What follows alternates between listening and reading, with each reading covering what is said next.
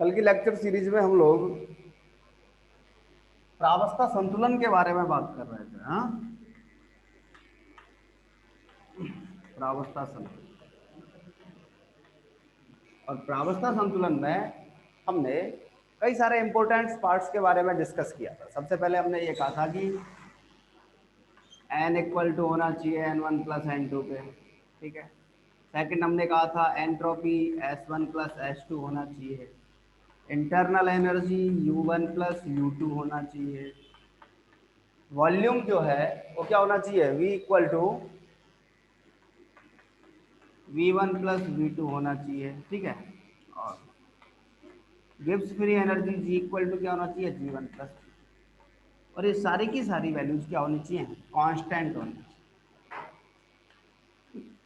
फिर इन्हीं के बेसिस पर हम लोगों ने एक बात कही थी। हमने कहा था कि किसी भी निकाय की अगर दो ऊर्जा अवस्थाएं हैं, उन दोनों ऊर्जा अवस्थाओं में प्रति अणु गिब्स मुक्त ऊर्जा के मान क्या होने चाहिए इक्वल होने चाहिए। किसके लिए? प्रावस्था संतुलन। प्रावस्था संतुलन के लिए क्या होना चाहिए G1 इक्वल टू G2 होना चाहिए। ऊर्जा अवस्था में प्रति अणु गिब्स मुक्त ऊर्जाओं के मान आपस में क्या होने चाहिए इक्वल होने चाहिए। एक बात। अब जरा सुनो आगे। अपना काम क्या है? अपना काम है कि जो प्रावस्था संतुलन है इसके अनुप्रयोगों के बारे में बात करें, ठीक। प्रावस्था संतुलन के अनुप्रयोग। हाँ,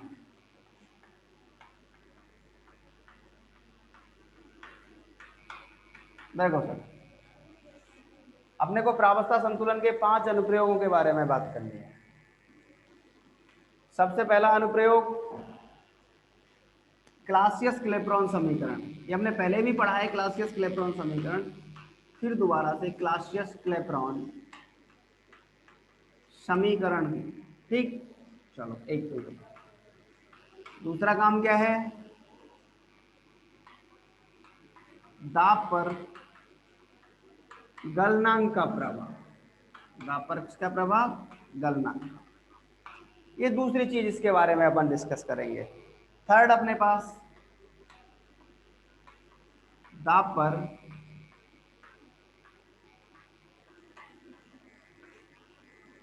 क्वथनांक का प्रभाव। अच्छा, चौथी चीज त्रिक बिंदु के बारे में बात होगी, ट्रिपल पॉइंट के बारे में। और पांचवा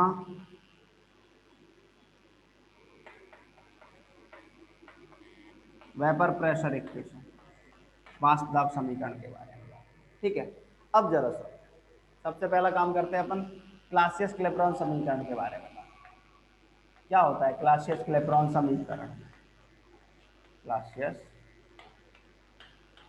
क्लेपेरॉन, देखो प्रावस्था संतुलन का जो प्रावस्था वक्र था, जरा उस प्रावस्था वक्र के बारे में बात करते हैं। हमने कल डिस्कस किया था प्रावस्था वक्र को। एक ऐसी पोजीशन थी हमारे पास, टी है, ये टी है, इसको हमने टेम्परेचर माना हुआ है और उसको क्या माना हुआ है प्रेशर, ठीक। और इसका जो प्रावस्था वक्र है वो कुछ इस तरीके से होता है। एक तो था हमारा प्रावस्था वक्र, एक पी ले रखा था हमने, एक क्या रखा तीन। अपन क्या करते हैं इस प्रावस्था वक्र पर 2 पॉइंट मान लेते हैं। अपन क्या कर लेते हैं 2 पॉइंट एज्यूम कर लेते हैं इस प्रावस्था वक्र पर, ठीक है। चलो, एक हमने मान लिया ए है, एक पॉइंट हमने मान लिया बी।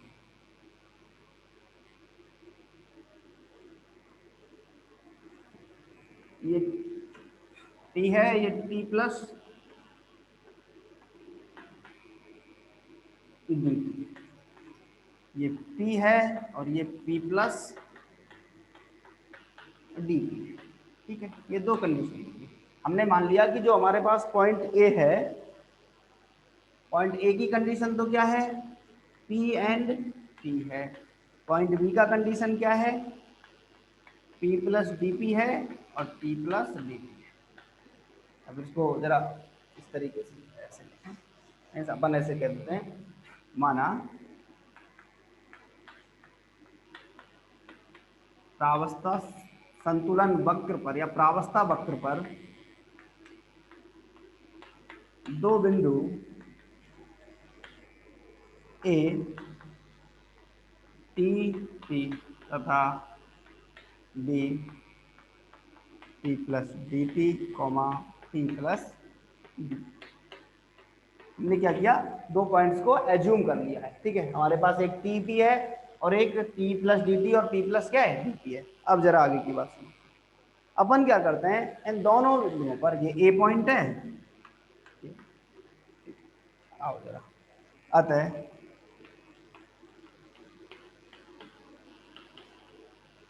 बिंदु ए पर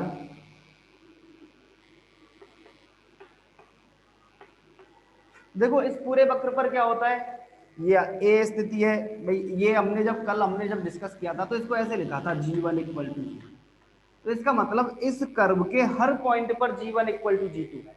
इसका मीनिंग क्या है, इसका मीनिंग यह है, ये जो कर्व है हमारे पास, इस कर्व के प्रत्येक पॉइंट पर G1 इक्वल टू क्या रहेगा, जी मीन्स प्रति अणु गिब्स मुक्त ऊर्जाओं के जो मान है वो क्या रहेंगे, प्रावस्था संतुलन के लिए जरूरी भी है। चलो, अतः बिंदु ए पर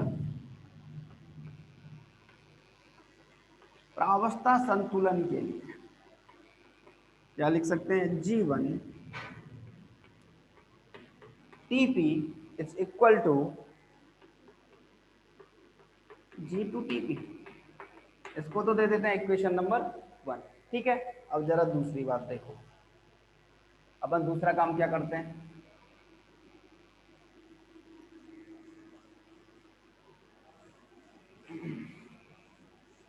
इसी तरीके से अपन बी के लिए इसी प्रकार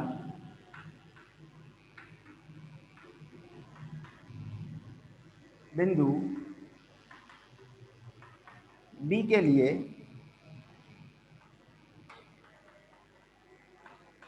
बी बिंदु के लिए क्या लिख सकते हैं, जरा देखो, G1 T plus D T comma T plus D T equal to G2 T plus D T comma T plus D. इसको जरा थोड़ा सा एडजस्ट करके लिख लो, या G1 T P plus D G1 D T equal to G2 T P plus D G2। ये generally Dg1 और Dg2 का जो वैल्यू है, ये क्या है, ये अल्पमान की कंडीशन है। इसको हमने किसके माना है, ये अल्पमान की कंडीशन है, ठीक है। चलो, इसको दे देते हैं इक्वेशन नंबर 2, समीकरण 1 तथा 2 से। अपन दोनों समीकरणों से बात कर लेते हैं। देखो, G1 इक्वल टू G2 है, इसका मतलब ये वाली टर्मिनोलॉजी तो हट जाएगी, तो इसका मतलब क्या होगा, Dg1 इक्वल टू Dg2। चलो, अपना काम, अपने पास G1 क्या होता है, अपन ने पहले पढ़ा है, ठीक है। चूंकि देखो, नॉर्मली जो G होता है वो होता है H माइनस टी एस, ये गिब्स मुक्त ऊर्जा होती है। G क्या होता है, H माइनस टी एस होता है। अपन G अपॉन एन कर लें, H अपॉन एन, इसके अपॉन एन। लेकिन इसको लिखने का एक और तरीका जो हमारे पास है वो ये होता है, G equal to U plus P V minus T N. अपन ने बताया P और T ये निश्चित होते हैं, ठीक है। इसका मतलब अगर ये निश्चित है तो अपॉन में n करो, अपॉन में n करो, अपॉन में n करो, अपॉन। इसका मतलब अगर अपन G1 के लिए बात करें, G1 इक्वल टू U1, और वो भी यू कैसा, स्मॉल वाला, कल भी बताया था, U1 plus P V1 minus K T S1, ठीक है। जरा क्या निकाल लेते हैं, Dg1 निकाल लेते हैं। इसलिए Dg1 equal to D U1 plus T dV1, dP करोगे तो 0 हो जाएगा, ठीक है। चलो, अगर अपन P D one plus V1 dP minus T D S1 minus K S1 D. अपना काम हो गया। अपन क्या करते हैं, अपन डी यू की जगह, डी यू क्या होता है ये भी अपने को पता है, डी यू इक्वल टू होता है T D S minus P D B. जरा अपन इसकी जगह वैल्यू रख देते हैं, D G one equal to T D S one minus P D V one plus P D V one plus V one D P minus T D S one minus K S one D. अब देखो जरा, T D S one से T D S one cancel हो जाएगा, ये P D one से P D one cancel हो जाएगा। तो हमारे पास जो वैल्यू आएगा वो वैल्यू क्या आएगा, वो वैल्यू आएगा हमारे पास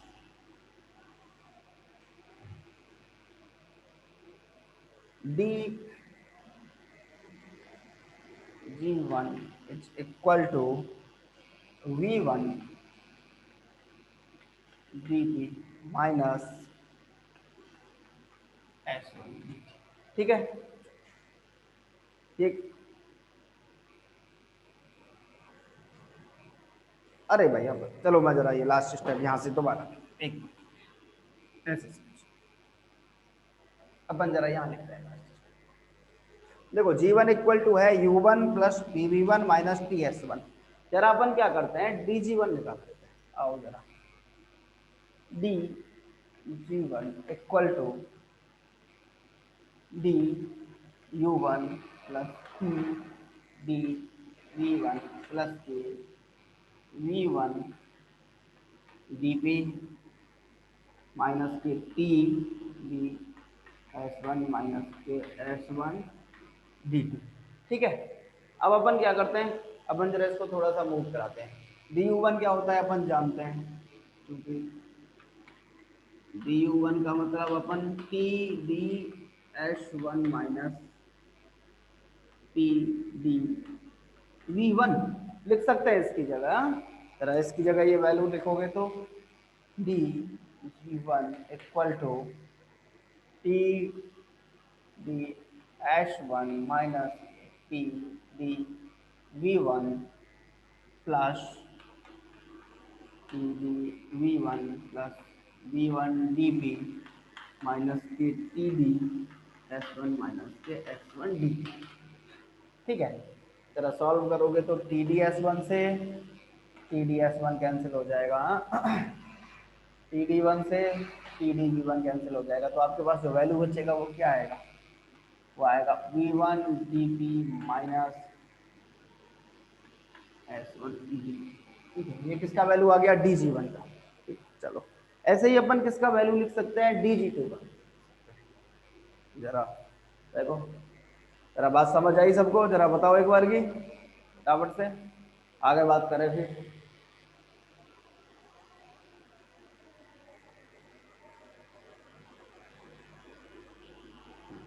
चलो जरा देखो आगे, सो मैं जरा इसको हटा देता हूँ यहाँ से साइड पे थोड़ा सा।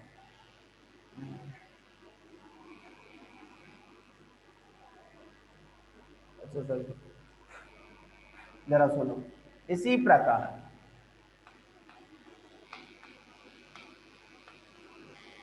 D G two is equal to V two D P minus H two D. ठीक है, अपने पास D G one equal to D G two है, इसको दे दो इक्वेशन नंबर। अपन क्या करते हैं, इसको इक्वेशन नंबर थर्ड देते हैं। आता है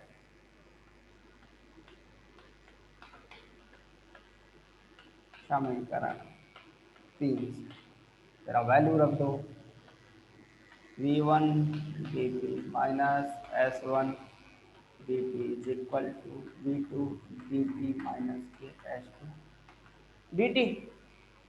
काम चलेगा, V one D P minus S one D T equal to V two D P minus S two D T. ठीक है, चलो आओ इधर जरा, अपन क्या करते हैं, अपन थोड़ा सा चेंज कर लेते हैं, V one minus V two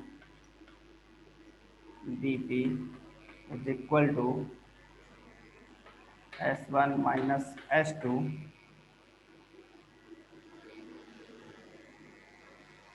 D T. अपन क्या करते हैं, वही काम, dp upon dt is equal to S1 minus S2 upon V1 minus V2। अब अपन एक बात ये भी जानते हैं, चलो आओ इधर, चूंकि T del S equal to delta Q D Q equal to T D S होता है, ये भी तो अपन ने पढ़ा है। इसका मतलब अपन को अगर डेल्टा एस की जगह वैल्यू रखना है तो डेल्टा क्यू अपॉन टी लिख सकते हैं। चलो आओ, या dp upon dt is equal to S1 minus S2 करो, क्या आ जाएगा, डेल्टा एस है, डेल्टा एस की जगह del Q upon del T रख सकते हैं, या del Q upon T V1 minus V2। अब जरा देखो, ये जो डेल्टा क्यू है इसको अपन अवस्था परिवर्तन की ऊष्मा कहते हैं। ये जरा जनरली ये क्या है, ये प्रावस्था का संतुलन है। और अगर प्रावस्था का संतुलन है मीन्स एक अवस्था से दूसरी अवस्था में जो ट्रांसफॉर्मेशन है, ये उसके बारे में बात है, ठीक है। इसका मतलब dp अपॉन dt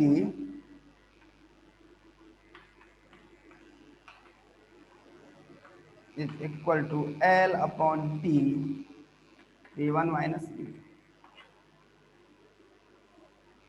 ये क्या हो गया, तो ये तो क्लासियस क्लेपेरॉन का इक्वेशन है। इसी को अपन क्या कहते हैं, क्लासियस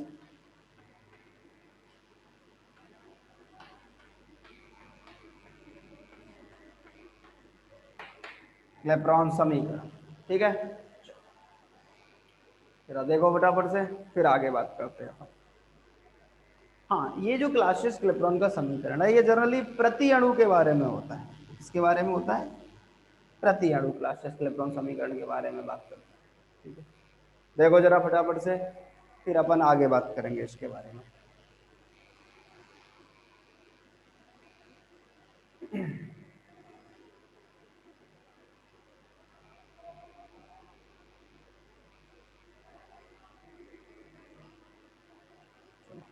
हटा दें सर जी, सुनो आगे की बात क्या कहता है आगे।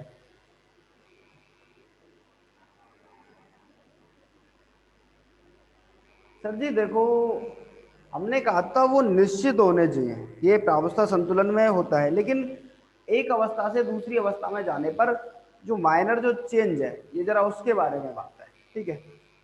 तो छोटा जो चेंज होता है माइनर, अपन ने उसको डीपी डी यूज किया है।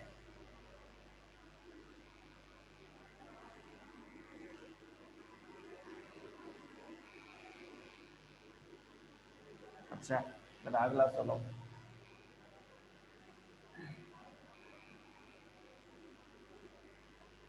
एक बात हुई, जरा दूसरी बात सुनो, दाब पर गलनांक का प्रभाव क्या कहता है।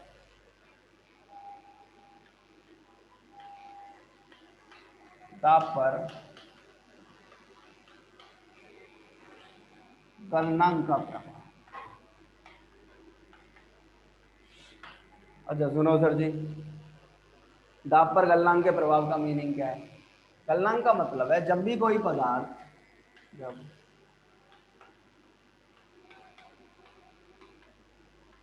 इसमें कन्वर्ट हो ठोस से द्रव में सॉलिड से लिक्विड में जब कन्वर्ट होगा, ठोस से द्रव में, सॉलिड से लिक्विड में कन्वर्ट होएगा, तो उस कंडीशन में क्या है, ये पोजीशन। तो कोई पदार्थ किससे किसमें कन्वर्ट होगा, ठोस से द्रव में कन्वर्ट होगा, ठीक है। अच्छा लेकिन एक बात समझो, जब ठोस से द्रव में कन्वर्ट होता है तो क्या होता है, ठोस से द्रव में कन्वर्ट होने पर सबसे पहली बात, एक तो क्या होता है, एल का वैल्यू पॉजिटिव होता है, तो उसकी जो गुप्त ऊष्मा होती है वो क्या होती है, पॉजिटिव होती है। एक टी, टी का वैल्यू भी क्या होता है, पॉजिटिव होता है, ठीक। एक तीसरी बात, वी जो है वो भी क्या होता है, पॉजिटिव। वी का मतलब जो डेल्टा वी है, इसका मतलब किसी भी पार्टिकल के ठोस से द्रव में कन्वर्ट होने पर, किसी भी पदार्थ के ठोस अवस्था से द्रव अवस्था में कन्वर्ट होने पर उसका जो गुप्त ऊष्मा है, लेटेंट हीट है, टेम्परेचर है और डेल्टा वी है, आयतन है, ये तीनों की तीनों क्या होते हैं, पॉजिटिव होते हैं। इसका मतलब क्या है, इसका मतलब ये है कि हमारे पास जो क्लासियस क्लेपेरॉन का इक्वेशन है, क्लासियस क्लेपेरॉन का समीकरण है हमारे पास dp upon dt is equal to L upon T, v2 minus v1 को अपन डेल्टा v, ये वैल्यू किसकी तरह काम करेगी, डेल्टा v। इसका मतलब ये पूरा की पूरा जो वैल्यू है, अगर L पॉजिटिव हो, T पॉजिटिव हो, डेल्टा V भी पॉजिटिव हो, तो उस कंडीशन में क्या होगा, ये जो dp अपॉन dt है इसका वैल्यू भी क्या आएगा, पॉजिटिव आएगा। तो इसका मतलब क्या है, इसका मतलब ये है कि इस कंडीशन में टेम्परेचर के बढ़ने पर प्रेशर बढ़ेगा। मीन्स टेम्परेचर मीन्स गलनांक, ये टेम्परेचर मेल्टिंग पॉइंट है। तो इसका मतलब ये हुआ कि दाब के बढ़ने पर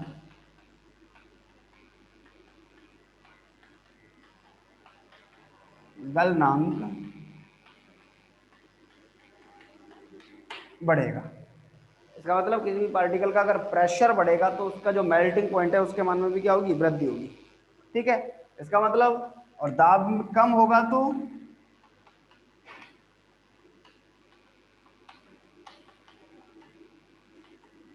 गलनांक में क्या आएगी, कमी आ जाएगी। सिंपल सी बात। ठीक है, एक ये बात। लेकिन अच्छा, पानी के लिए थोड़ा सा उल्टा सिस्टम है। ये तो क्या है, ये सॉलिड टू लिक्विड जाने के लिए,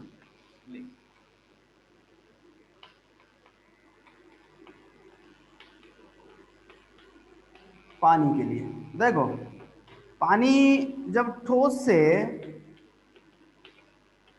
द्रव में कन्वर्ट होता है, देखो पानी जब ठोस से द्रव में कन्वर्ट होता है तो उसके लिए क्या होता है, और सब तो ठीक है, ये पॉजिटिव होता है, टी भी पॉजिटिव होता है,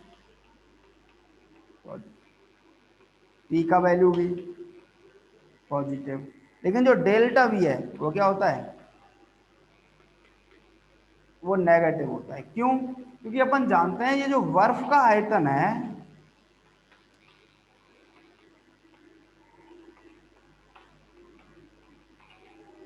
पानी के आयतन की तुलना में क्या होता है, ज्यादा होता है। आप किसी पात्र में क्या ले लें, पानी ले लें और उसका बर्फ जमाएं तो बर्फ का जो आयतन बनेगा वो पानी के आयतन की बजाय थोड़ा सा क्या होगा, ज्यादा होगा, उभरा हुआ होता है थोड़ा सा।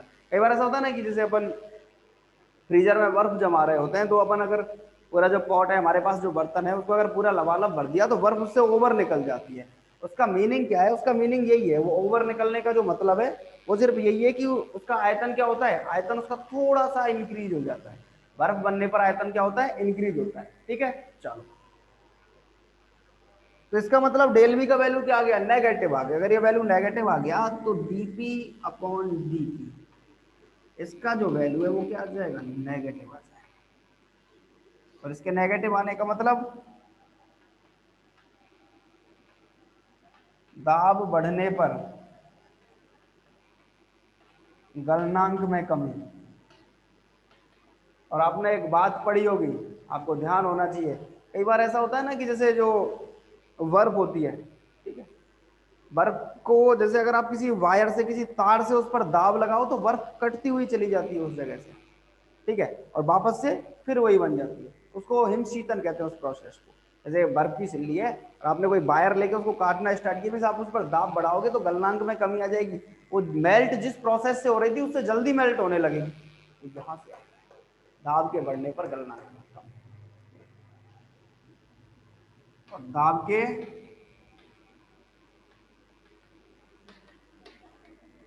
कम होने पर गलनांक में वृद्धि।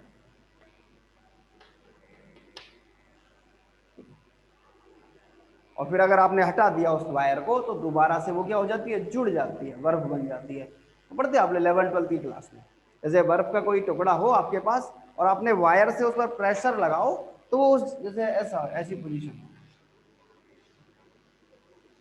ये कोई, ठीक है, आई से कोई बर्फ है और आपने एक वायर लेके और वायर से उसको काटना चाहा, ठीक है, तो ये क्या हो जाएगी, अलग अलग टुकड़ों में डिवाइड हो जाएगी। और फिर अगर वायर को हटा दोगे तो वापस से ये इसका मतलब क्या हुआ, इसका मतलब ये हुआ कि जैसे ही आपने दाब बढ़ाया तो उसके मेल्टिंग पॉइंट में कमी आ गई, वो जल्दी मेल्ट होने लगे। मेल्टिंग पॉइंट में कमी का मतलब है जल्दी मेल्ट होना, और मेल्टिंग पॉइंट में वृद्धि का मतलब है लेट मेल्ट होना। आपने दाब हटा दिया, वो लेट मेल्ट होगी, मीन जिस प्रोसेस से वो मेल्ट हो रही थी उस प्रोसेस से एटमॉस्फेरिक टेम्परेचर के थ्रू क्या होती रहेगी, मेल्ट होती रहेगी। ठीक, जरा देखो ये क्या है, ये दाब पर गलनांक का प्रभाव। रुको तो, अरे रिज्वाइन कर लेना भाई तुम लोग। हाँ